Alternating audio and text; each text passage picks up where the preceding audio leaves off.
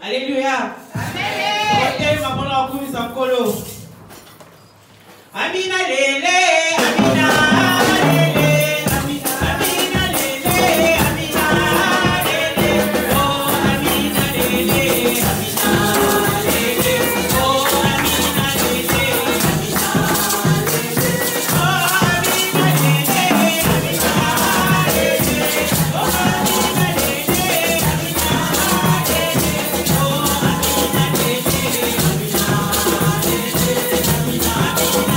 Amina lele.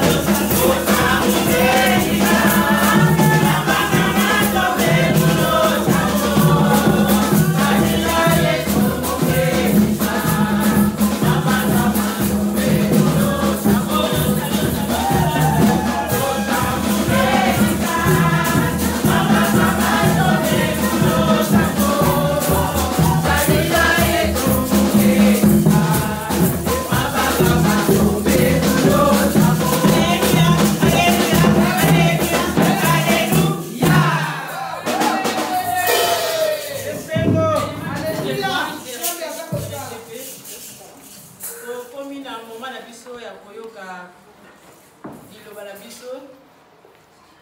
Voici le moment. Et là pour écouter la parole de Dieu.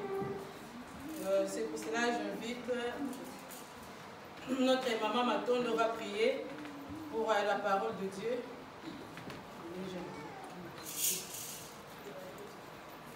Pour la parole. Prions.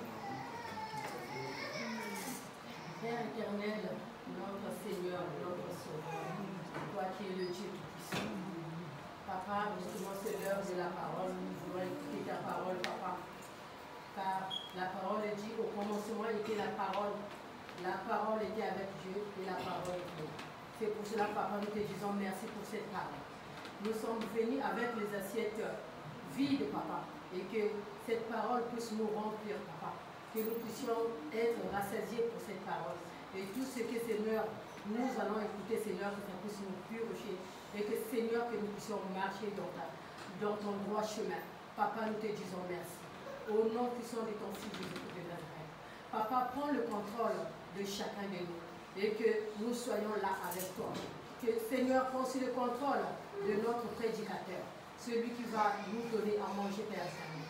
Lui, il a seulement eu sa bouche. Mais Père éternel, la parole, ça vient de toi. C'est pour cela, Papa, nous te bénissons, nous te louons, nous te rendons gloire. Au nom puissant de ton Fils Jésus-Christ de Nazareth, nous avons ainsi prié. Amen. Amen. J'invite notre papa Guilain de venir devant. En attendant, le besoin va interpréter les choses. Alléluia. Amen. C'est une surprise, hein? Mais le beau salaire est au téléma. Amen. Amen. Dans mon beauté,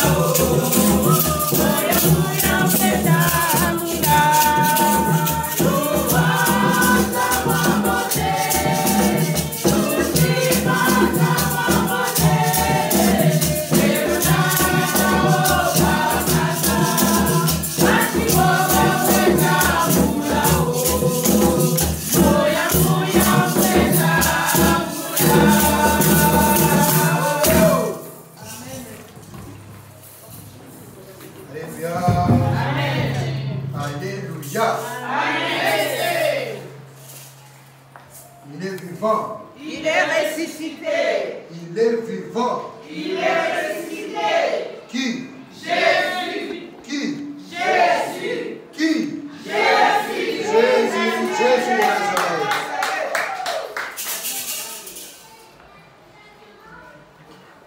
Nous prions.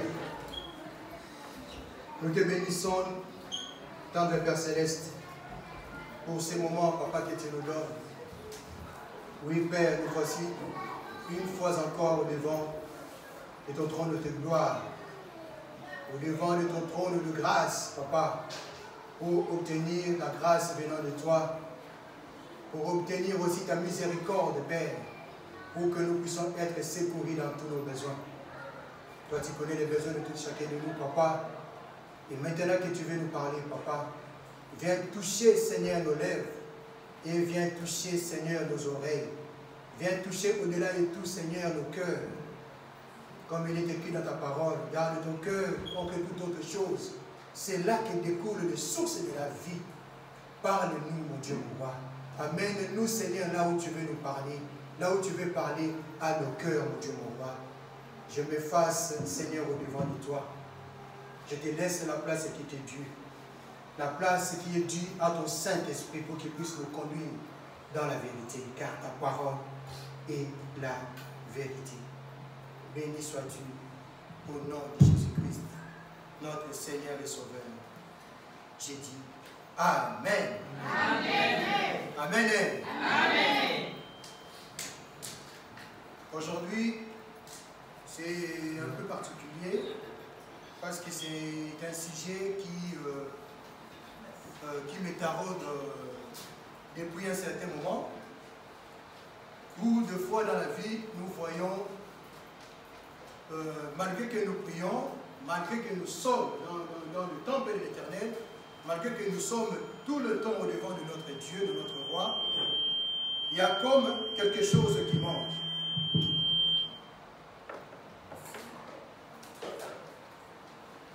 Et je me suis posé la question, à quoi cela est dû? Ce silence de Dieu. Quand nous l'invoquons, est-ce qu'il nous attend vraiment? Est-ce qu'il nous écoute réellement? Pourquoi c'est silence de Dieu? Et quand nous sommes allés voir dans les Écritures, nous voyons qu'il y a certains moments dans la vie des chrétiens, dans la vie des enfants de Dieu, où la parole de Dieu se faisait aussi rare.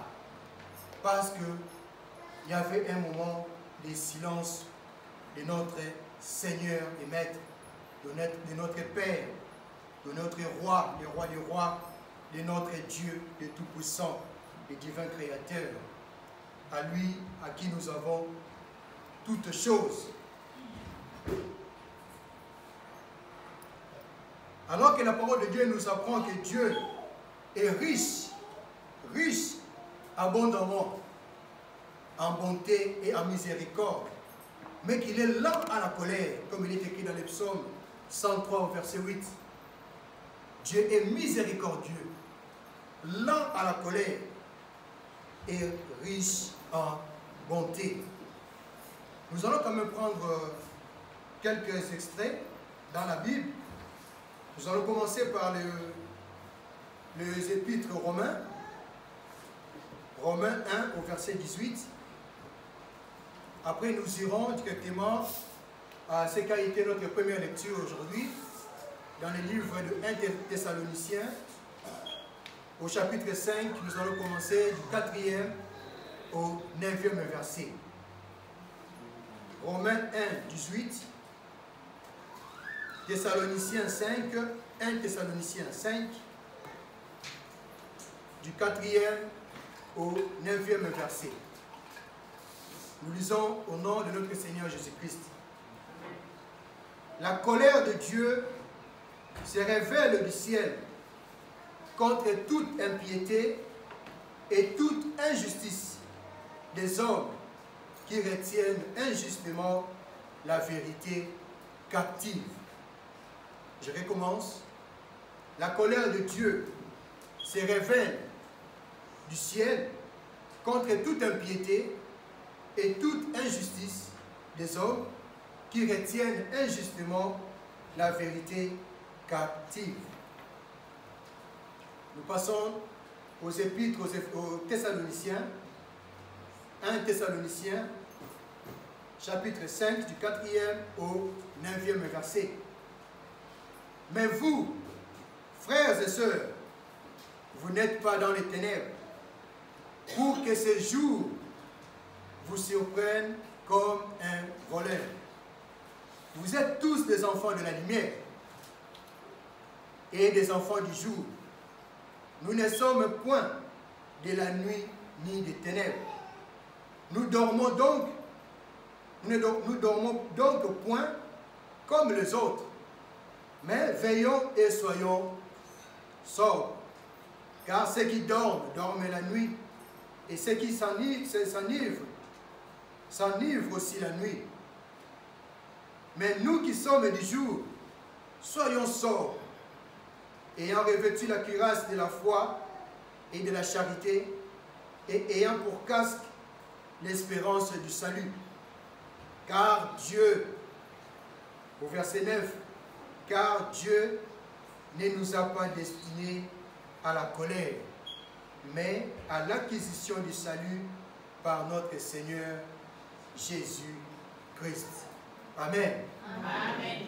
Par ces deux chapitres où on nous parle de la colère de Dieu, C'est rare que la Bible parle de la colère de Dieu. C'est rare que nous voyons la colère de Dieu se manifester. Je ne sais pas si l'un parmi nous s'est déjà vu ou a déjà vu la colère de Dieu se manifester dans sa vie. Car Dieu est toujours bon. Il met toujours sa bonté au devant. Parce qu'il est toujours là. Ça ne veut pas dire qu'il est bon, qu'il est miséricordieux, qu'il ne se met pas en colère. Quand nous nous éloignons de lui. Quand nous n'écoutons pas ce qu'il est en train de nous dire. Quand nous n'écoutons pas ses recommandations. Quand nous ne sommes pas toujours au pied de la croix de Jésus-Christ. Quand nous ne sommes, comme la Bible dit, des enfants de Dieu avec des courettes. Comme on dit à l'égard, ou tout mangongi, tête dure. Dieu se met en colère. Et cette colère se voit des fois. Et ceux qui l'ont vécu réellement, nous avons encore cette grâce que notre Seigneur Jésus-Christ est arrivé. Mais ceux qui ont vécu la colère de Dieu dans les Écritures, dans ce qu'on appelle l'Ancien Testament, demandez par exemple à Moïse, pendant qu'il était monté à l'appel de notre Seigneur dans la montagne, chercher les Saintes Écritures, les 10 paroles qu'on appelle les 10 commandements. Comme il traînait à revenir, les enfants d'Israël se sont dit, celui-là, comme on ne le voit plus, comme on ne l'entend plus, c'est qu'il est perdu. Ils viennent voir Aaron. Ils disent à Aaron, fais-nous un Dieu où on peut le voir, un Dieu où on peut les toucher. Pourquoi? Parce qu'ils avaient cette habitude, là où ils étaient en captivité en Égypte, qui célébraient de Dieu en statue. Même le roi, le pharaon, était vénéré comme un Dieu.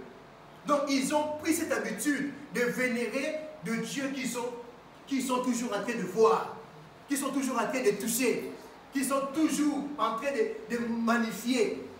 Ils voulaient aussi faire la même chose. Ils ont oublié ce que l'Éternel a fait pour eux.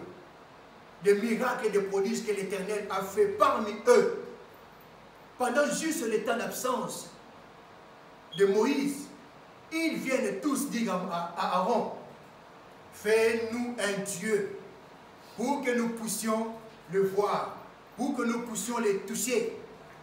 Et Aaron, voyant cela, connaissant la parole de Dieu, s'est laissé faire, s'est laissé avoir par les enfants d'Israël. Il leur demanda, dès qu'on l'amène, tout ce qui est or, des bijoux, des fantaisies, des boucles d'oreilles, tout ce qui peut se fondre dans le feu. Et il a fabriqué de ses mains les veaux d'or. Nous connaissons tous cette histoire. Et quand Moïse est descendu, il a vu les enfants d'Israël en train de célébrer un autre Dieu, alors que lui tenait dans sa main la parole, les saintes Écritures, écrites sur une pierre par la main de l'Éternel lui-même, ce qu'on appelle les 10 commandements, mais qui sont au fait les 10 paroles qui manifestent la parole de Dieu, que Jésus-Christ a réduit en 2. Aime ton Dieu de tout ton cœur, de toute ta force, mais aime aussi ton prochain, comme tu t'aimes toi-même. Moïse a brisé ces pierres de colère. Juste pendant 40 jours, je n'étais pas là. 40 jours seulement, où je suis allé voir le Père, où je suis allé parler avec le Père, et il m'a parlé. Vous ne pouvez pas juste attendre que je revienne. Comment avez-vous fait cela? Pourquoi avez-vous offensé notre Dieu jusqu'à ce point? Et la colère de Dieu s'est manifestée. Moïse s'est levé et il a dit aux Lévites, prenez des armes, prenez vos couteaux et vos épées, allez passer par tous ceux qui ont adoré cette statue, tous ceux qui ont adoré, qui ont courbé leurs genoux devant un Dieu qui n'a pas d'oreilles, qui n'a pas de yeux, qui ne parle pas. Passez-les tous à l'épée. La Bible raconte que ce jour-là, parmi les enfants d'Israël, il y avait eu plus de 3000 morts. Plus de 3000 morts. Il y en a qui ont tué leurs propres frères. Il y en a qui ont tué leurs propres enfants. Il y en a qui ont tué leurs propres femmes. Parce qu'ils ont offensé notre Dieu. Quand Dieu ne parle pas, c'est qu'il est en colère. Quand Dieu ne parle pas, c'est qu'il s'est retiré. Quand Dieu ne parle pas, c'est qu'il n'est pas content de notre comportement. C'est qu'il n'est pas content de ce que nous sommes en train de faire. Et Dieu use toujours de patience. On nous a dit la dernière fois qu'il y a un fossé qui nous sépare de l'amour de Dieu. Et que nous devons revenir à Dieu pour que lui aussi fasse le pas pour qu'il revienne vers nous. Revenez à moi et moi je reviendrai à vous. Mais la parole de Dieu continue pour dire, lavez vos mains qui est pétrie de sang. Lavez d'abord vos mains, qui veut dire, lavez-vous dans le sang. Parce que nous sommes tous pécheurs. Nous ne pouvons pas revenir auprès de Dieu après l'avoir offensé gratuitement comme cela. Cela augmente encore la colère de notre Dieu. Nous devons toujours nous remettre en cause.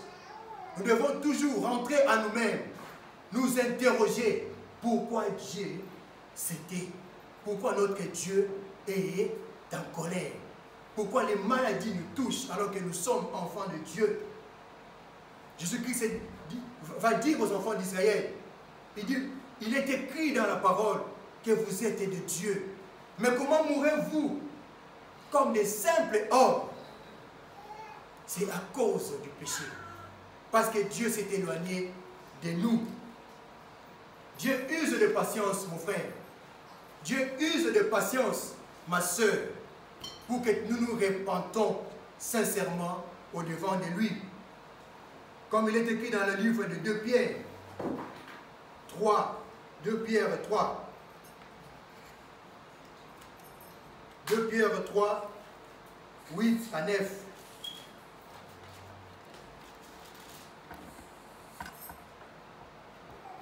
Mais il est une chose, bien-aimée, que vous ne devez pas ignorer. C'est que devant les seigneurs, un jour est comme 1000 ans. Et 1000